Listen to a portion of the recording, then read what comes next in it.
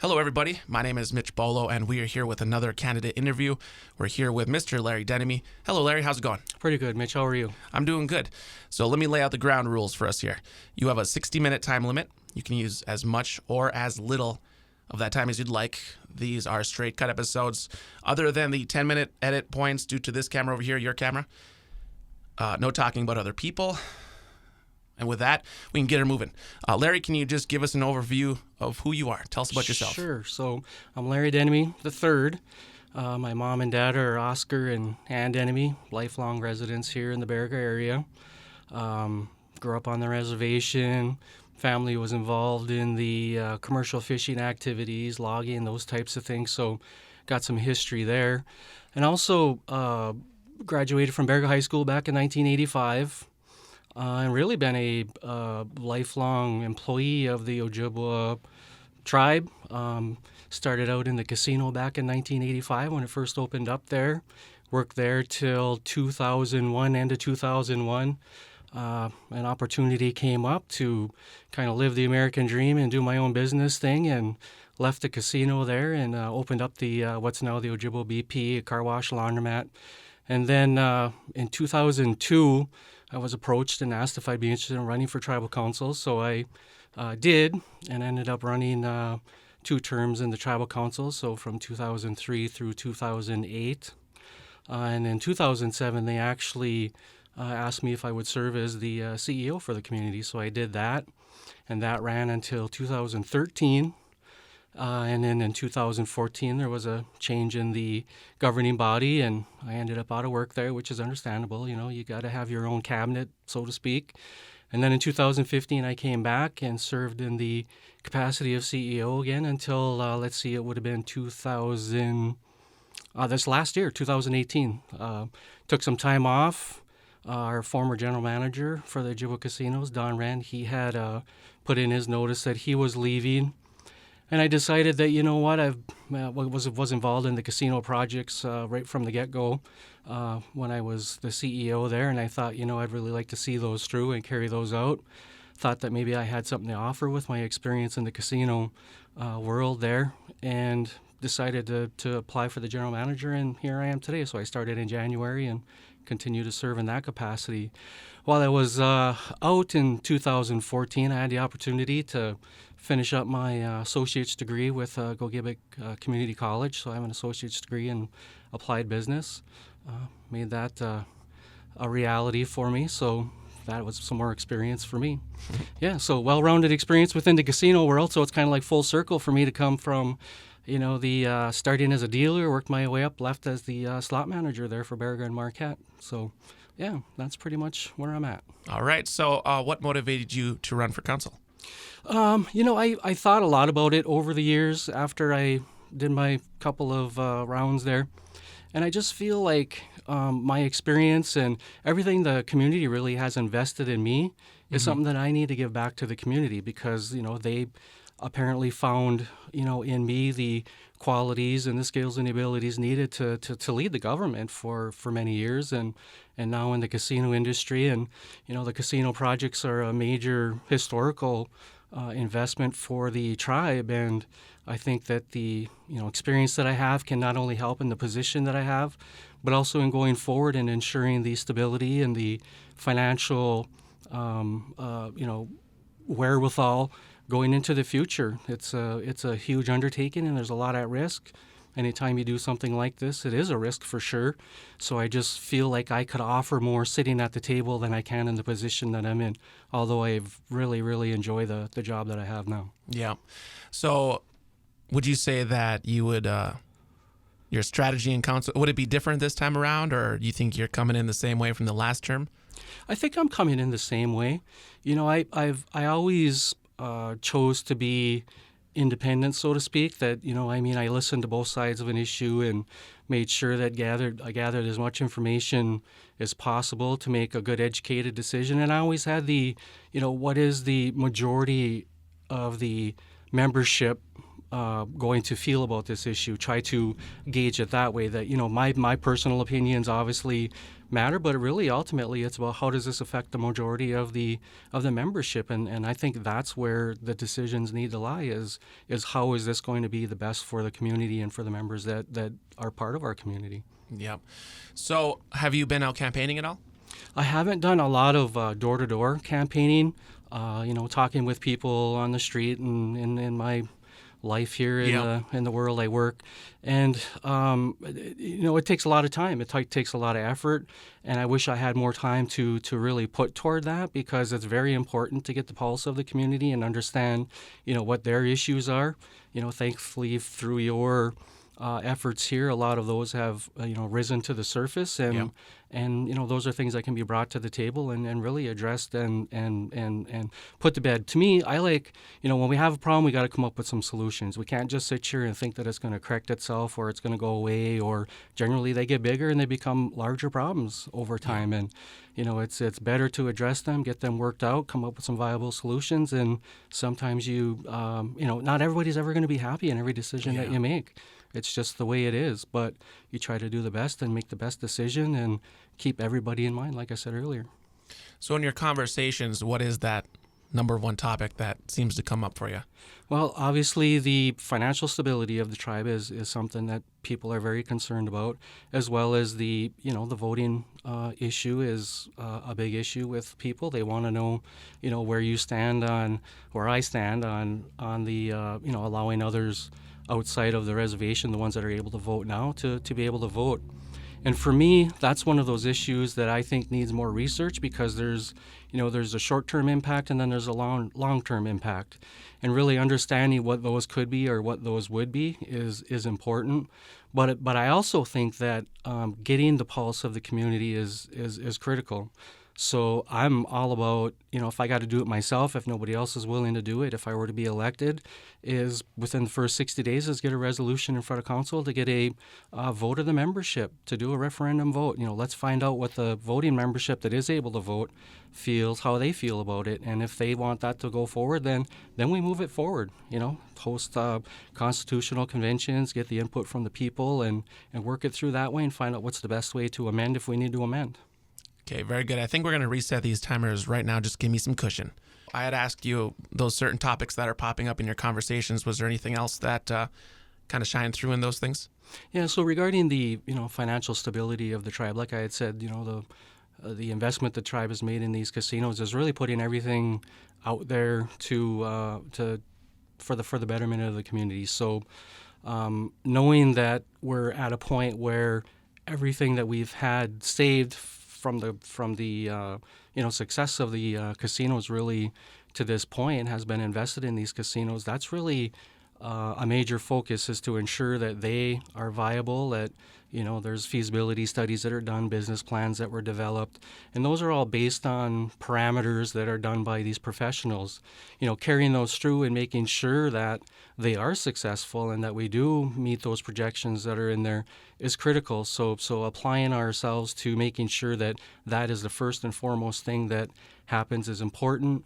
Outside of that, obviously, there's the cannabis issue that is going on. A vote of the people moved forward with, using the seniors pension fund to invest in that. That is a huge move on the part of the community, and I think that there's a lot of you have to be very careful about moving that forward. Do I believe that that's something that definitely should be invested in? I think so. It's very new, and I think getting off of the ground and getting into that early is a critical component to being successful in that. Again, you got to be mindful of that investment and making sure that how that money is spent, how it's invested, and looking at the return on that. To me, cannabis business versus some other business is business, really. It's all an equation. It's the revenues you generate and the expenses that come along with that, and having a profit. So, evaluating, what the potential for the revenue is and then what those expenses are important. I'm not intimately involved with the cannabis operation, but I've asked the questions that I think are important, and understanding how the what the legalities are around all of that. Those are all important things, and I have to be confident the tribal council and moving forward and stepping forward the way they have taken the efforts to learn and understand and make sure that they're making good decisions based on the information that they have on that. It's really new for Michigan, but it's been done in other states, so there's a lot of history out there. You don't have to recreate the wheel, so to speak. So, using the models that are out there is important. Yeah. So let's break it down in business. What's our other viable business opportunities for the KBIC? Well, I come from the casino world, so obviously we need to invest in a hotel. Very disappointed that we weren't able to make the numbers work to be able to get that hotel as part of the phase one. It's a phase two part of the project. But, stepping into that, because, anybody that is a gambler or likes to go casinoing knows that it's nice to have some place to stay. And, fortunately, there's a lot of hotel rooms in the Marquette area. So part of partnering up and making sure that we have the ability to have space for our patrons to stay is important, as well as having a good transportation system in place to get those people from the casino back to their hotel is important. Outside of that, we really need to look to our strengths. What do we have that's readily available to us here that is marketable and have the ability to generate some revenue and some profitability to help the programs and services that we offer here. So, water is a natural resource that we have. I know that we acquired a fishing boat, that I think that we need to generate something from that. It was gifted to the tribe, so I've had conversations with Jeff Lotman about that, and I think that's another thing that we should look to use and make it a part of our community. It's a lot of our history is related around fishing, and how can we use that to make some profitability for the tribe? Yes. Okay, so I think we'll kind of go to some of these questions now on Facebook on the KBIC Tribal Members page.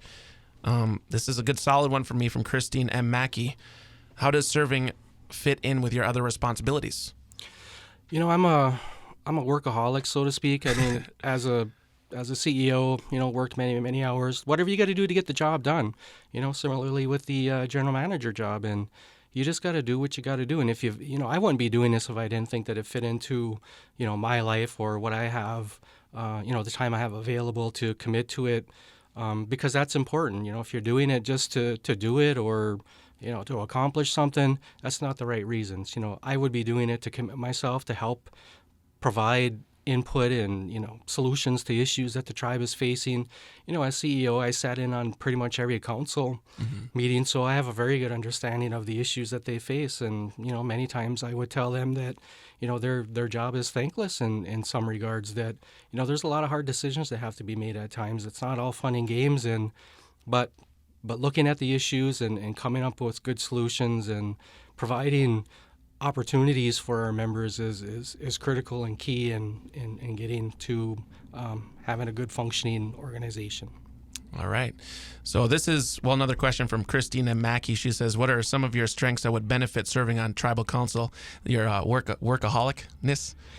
Yeah, that would be one of them. I'm not afraid to work. I don't have anything really holding me back. My son is grown, Tyler. He's, 27 years old. He's off doing his own thing, and pretty much it's whatever I want to do with my time. So committing the time and doing the time, so to speak, to do what's best and what's right is what's important to me. Again, I would never put myself in a situation where, going down this road without thinking that I could, work to help accomplish things is something that I wouldn't do if I didn't think I could.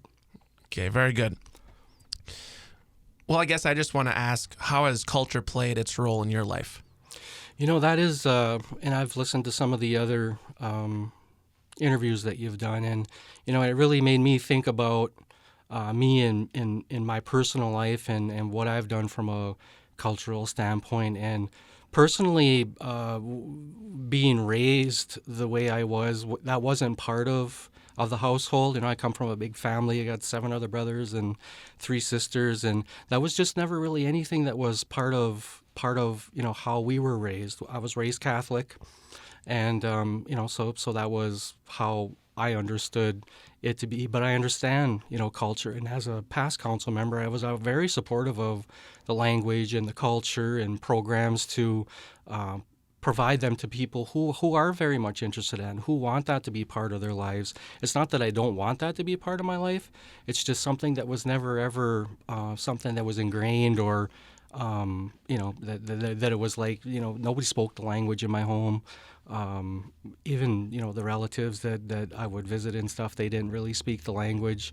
My older brothers and sisters, they remember family members who did speak the language. So it's probably more in tune with them than it is for me. Okay. So it just missed you. Yeah.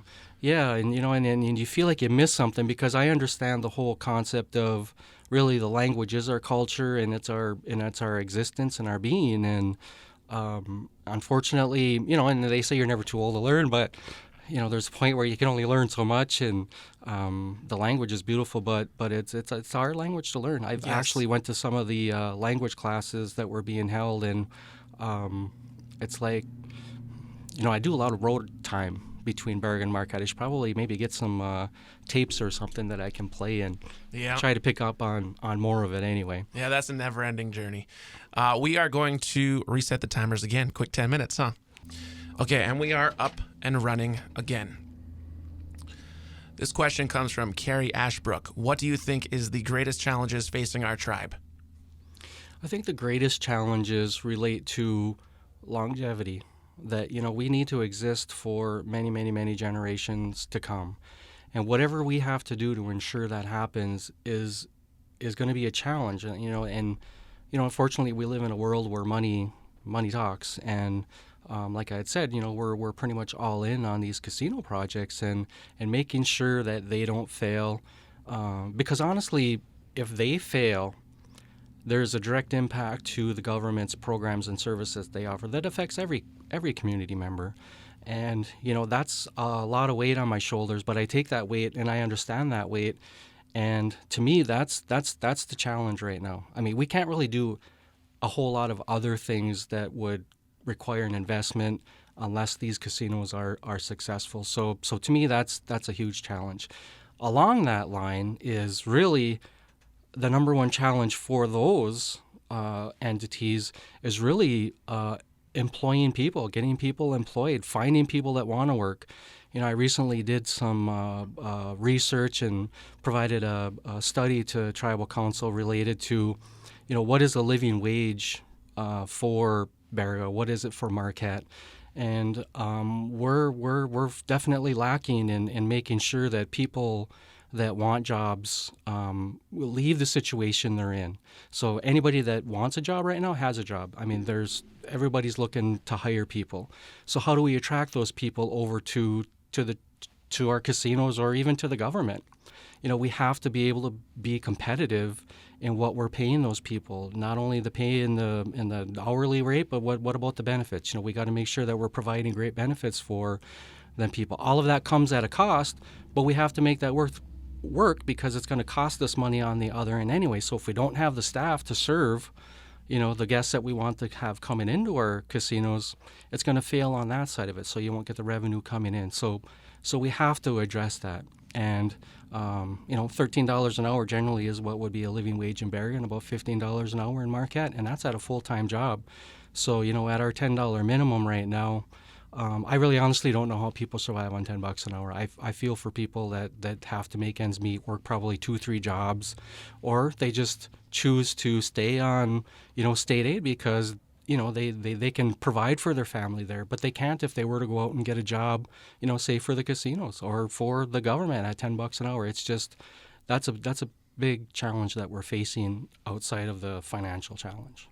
Absolutely. Okay, so shifting things here just a bit with this question.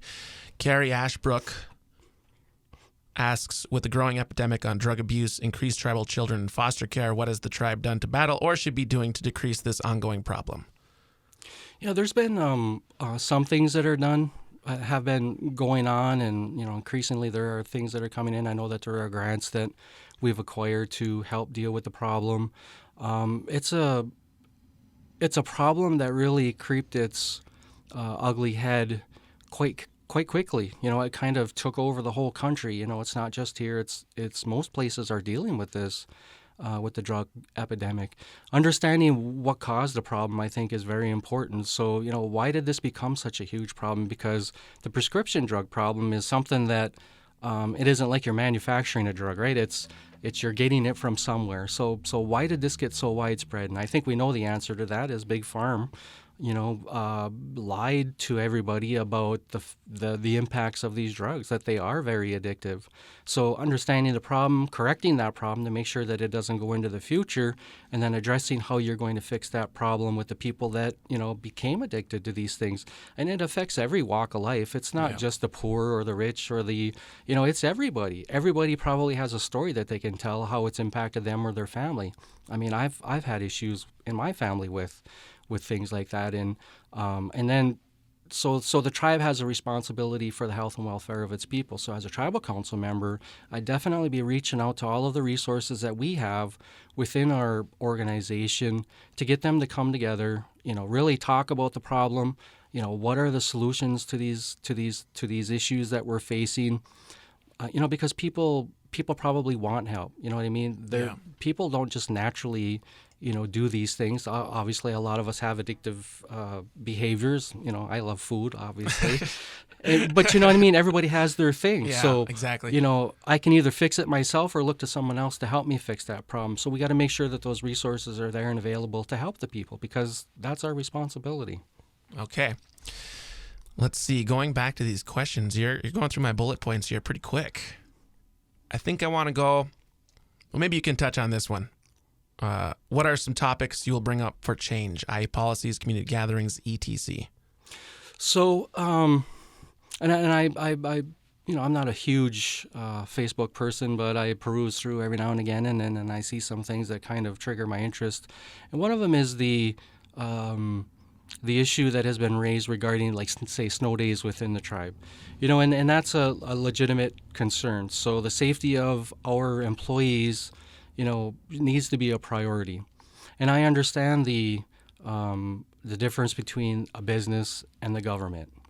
Back in January, when we had a bunch of snow days happening, I actually had brought some policy revisions to council considering the enterprises and how can we deal with that and make it, and it's really not even about a fair thing. It's really about, so if we stand for the safety of our employees, then we got to stand for the safety of all of our employees, right? So, and the tribe is very gracious about the sick and annual leave that they give, for the most part on the government side. So I had proposed a plan to kind of equal that out a little bit. Whereas if an employee, if the government closes, should we be looking at compensating our employees on the enterprise side for the efforts they make to get in during those situations? And they do, you know what I mean? Thankfully, we have employees that, they risk their lives, they go out and they make it into work, and we're able to provide the services to the guests there.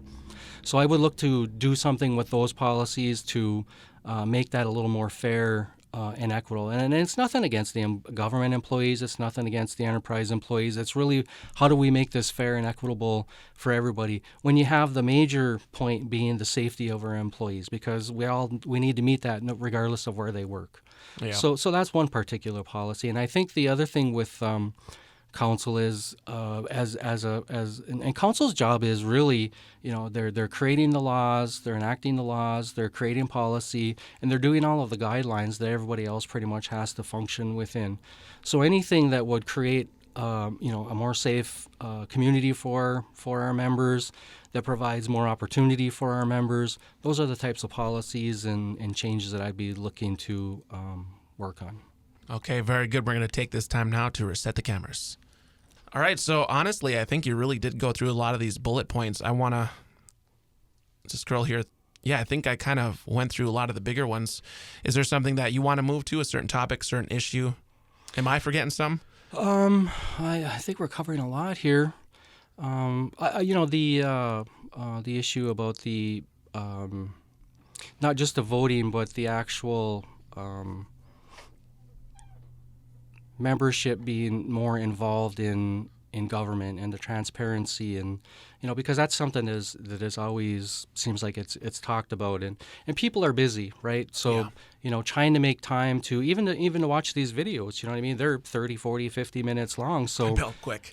People who have kids and they got busy lives, it's hard to really, make the time to do those things. So somehow we need to come up with some ways to be more. And it's not really about being transparent. It's about better ways to communicate. How do we better communicate with the membership to make them more aware of the issues that are going on, get their input.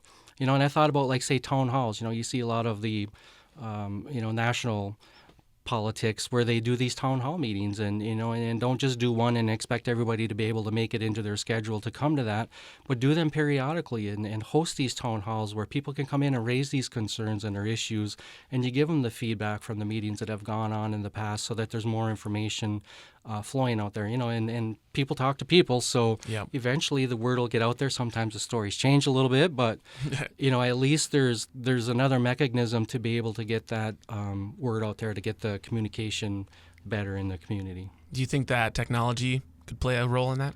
Technology definitely plays a role in that. I'm not the greatest technological savvy person that exists, but I think that And maybe we need to put technology in people's hands. You know what I mean?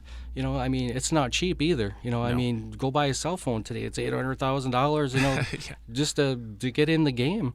So maybe we need to look for grants to be able to buy the technology and give that out to the community, so there is more communication across the membership. I don't know how good or bad the internet connections are for our membership where they live. That broadband, that's been something that's been talked about. There are grants out there to expand the broadband. Actually, in Marquette, with the new water tower that we have down there, we already have a couple of renters. 906 Technologies and Northern Michigan University are renting space to broaden the signal down in that neighborhood there, which is the WiMAX. What's that? That WiMAX project, the one Mm-hmm. that Obama came and talked about? Right. Okay, Yep. cool. So then, I want to ask this one. Michael Dowd, I just like this question. What, in your opinion, would make the perfect tribal council member? Very idealistic, good question. That's a great question, because I've thought about this question. And, as a past council member, I don't know that it's so much about what makes, like, me the greatest council member as it is about what about the 12 people that sit at that table. I think having a broad spectrum of talents, ideas, experiences, from elderly to young people coming up and getting involved in the political scene is really what would make a very well-rounded, diverse tribal council, where gotcha. You have people from health, you have people from that are passionate about these different areas to get on there and represent and have a voice for those big issues that we face at times. We're constantly being bombarded with issues for the environment, and I'm not saying that there aren't people on there, but having people that are, very well versed and understand those issues better, along with bringing in, the staff that we have, because our staff is our backbone. That's the backbone of our organization. We have many, many, many great employees that work for us, thankfully. So I think that's what makes a great council member is individually, you have something to offer, but as a group, it's really about getting a good, diverse group on there to really hammer out these issues that we face. Yeah, the question's not what makes the perfect tribal council member, what makes the perfect tribal council. Yeah, good way to put it. Okay, so I had another question pop in my head I wanted to ask too. You're starting to pull some more out of me. So once again, I do want to let everybody know, take this time to stall a bit while I think about it. You can post more questions on the KBIC Tribal Members page. That's the pool where all these questions are being pulled from. Certainly appreciate all the interaction that we've gotten so far. Oh, I remember what I wanted to ask. Perfect stall time. Would you support having Marquette or Ontonagon off reservation members on council, not just giving the rights to vote, but also maybe getting a council member on there so they have that representation? I think, having good representation is important, and I don't know that it's ever been looked at in recent history as far as what the mix of the representation is there, but I think that we need to really look at that and consider that, and and if it requires a vote of the people to be able to do that, that's what we need to do, and Marquette is a growing opportunity in place for us down there. So, having someone maybe from that area down there that is part of this body would be important. There's a representation for what happens in that area down there. Yeah, we have employees, but do we have a voice from that area? Maybe there's things that we need down there that we don't even really look at or consider when when decisions are made, budgets and grants and those types of things that would be helpful. Ontonagon, another area. I mean, I'm not opposed to that, but again, I think it's at the will of the people. So let's get that to the people and say, hey, you know what do you think about this? If you say yeah, then we move in that direction. All right, very good. So if there's not another topic or issue you'd like to cover, then you can speak right to the voters. All right. Well, I mean, again, like I had said earlier, my passion for reaching out and running for tribal council has to do with giving back to the community. They've given to me. I feel blessed to have and honored, really, to have served as the CEO for the community and now the general manager, believing in me, and then I think it's just only right for me to give back. And giving back is really providing my voice and opinions and solutions to issues that we're facing on tribal council is a big deal. And and like I said, pleasing everybody is never going to happen. But I think as long as you have the right heart and you're in it for the right reasons, that you're going to do well. You know what I mean? And that's what it is for me, is really providing a voice for the people and making sure that they're represented the way that they need to be. So I'm asking, what I mean? I'm not going to beg for anybody's vote. That's not who I am. I'm not going to make promises that I can't keep. What I can do is represent people well, and I articulate the issues and help work on solutions and do the work that needs to be done to get us there. It's not go to a meeting for 4 or 5 hours and I'm done for the day. It's really I think the work is done outside of the council chambers. That's where maybe the decisions are made or the interaction happens. But gathering, researching, and making sure we have all of the information needed to make good decisions is critical. So that's what I could provide, and I ask for folks to consider me in their decision when they go to vote. More importantly, whether you vote for me or someone else, make sure that you vote. I mean, that is your voice. That is your ability to make a difference in the community. I know a lot of people think, I'm only one vote, but really, one vote can make a difference sometimes, and make your voice heard and make it count.